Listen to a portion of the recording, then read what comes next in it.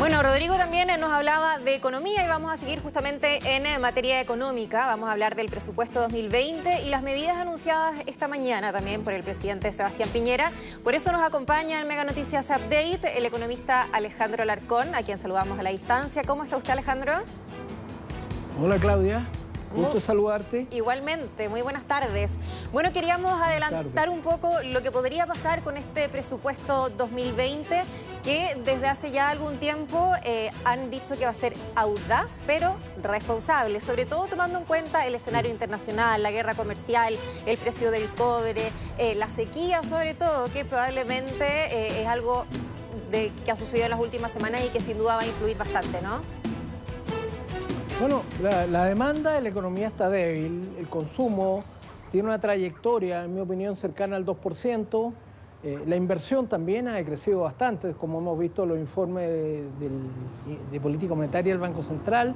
Por lo tanto, la receta clásica es que tiene que entrar el gasto público. Y ahí hemos recibido bastantes anuncios. Ya se han anunciado 3.000 millones de dólares adicionales, sobre todo en proyectos de infraestructura, ¿no es cierto?, en concesiones.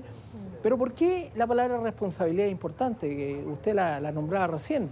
Porque acá viene un estrechamiento de los flujos de capitales en el mundo hacia el mundo emergente. Porque la economía mundial viene desacelerándose y es cuando los inversionistas ponen más cuidado dónde van a poner los recursos. Y en ese sentido, nosotros tenemos que tener muy en cuenta que la disciplina fiscal es uno de los principales componentes que tiene la ponderación que hacen los inversionistas extranjeros. Yo creo que hay países que no van a poder tener acceso a recursos internacionales si verdaderamente se produce un problema mayor. Estamos hablando de una desaceleración fuerte el 20 y una recesión el año 21, por lo tanto Chile tiene que buscar una disciplina fiscal que está marcada básicamente por el ancla fiscal, ¿no es cierto?, el balance estructural que no se ha podido cumplir en los últimos años.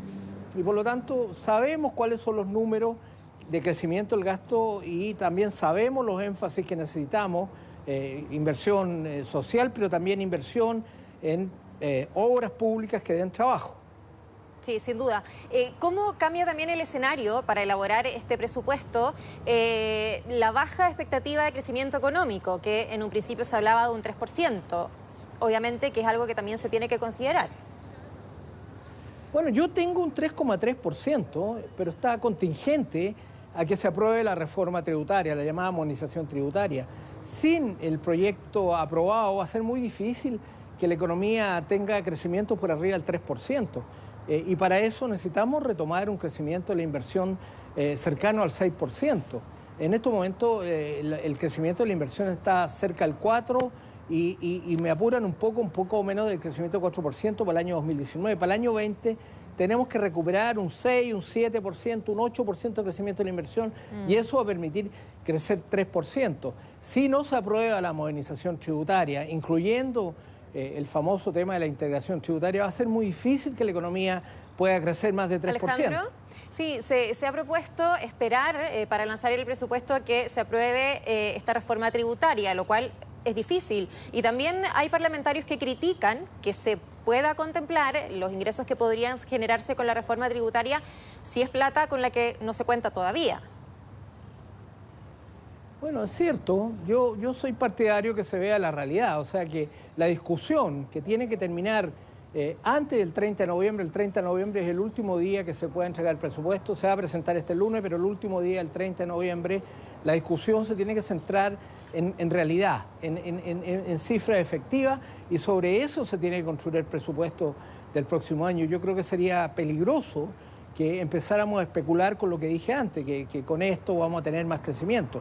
Lo otro es evidente que va a haber más holgura y va a ser más fácil para la reactivación de la economía si aparece la reforma tributaria. Pero yo soy partidario que se reconozca una situación en la cual no hay ningún tipo de hipótesis acerca de cuáles van a ser los ingresos y los gastos tributarios el próximo año. O sea, no adelantarse. ¿Se puede aumentar el gasto público sin generar inflación, Alejandro? ¿Sin generar? ¿Inflación? Bueno, yo creo que la inflación está bastante contenida, Claudia. Acá el problema es que si nosotros no salimos de una cierta trayectoria de orden, de disciplina fiscal, vamos a tener menos recursos para crecer. El extremo de esa situación es lo que está pasando en Argentina, donde realmente hay dudas muy importantes respecto a cuál va a ser el financiamiento después de las elecciones de fines de mes. Nosotros estamos todavía con un investment grade, tenemos que defenderlo y de esa manera asegurarnos los recursos internacionales que permiten el crecimiento. Chile no tiene ahorro público, Chile tiene un muy bajo ahorro privado y por lo tanto para poder crecer necesita el ahorro externo y por eso necesita capital extranjero. Sí, Alejandro, en un mundo globalizado, del cual por supuesto somos parte, nos afecta también el escenario internacional, la crisis comercial, por ejemplo, la guerra comercial entre Estados Unidos y China. En fin, en Argentina lo están pasando bastante mal, sigue subiendo el dólar. Obviamente que todo eso finalmente va a repercutir y vamos a ver los efectos el próximo año, ¿no? Si ya lo estamos viendo, de hecho. Bueno, sinceramente, Claudia, creo que lo de Argentina nos podría afectar en un principio, cuando normalmente los inversionistas extranjeros no separan inmediatamente las realidades de los países que están en el vecindario. Pero a la larga Argentina no nos va a afectar sustancialmente. Me preocupa más lo que ocurra con Estados Unidos, lo que ocurra con China y lo que ocurra con Europa. Si ese proceso de desaceleración se incrementa, vamos a enfrentar problemas para que tengamos una situación donde el mundo pueda crecer a tasas razonables para el pequeño tamaño de nuestra economía. Perfecto. Muchas gracias, Alejandro, por conversar con nosotros y por ese completo análisis. Buenas tardes. Gracias, Claudia. Muchas gracias.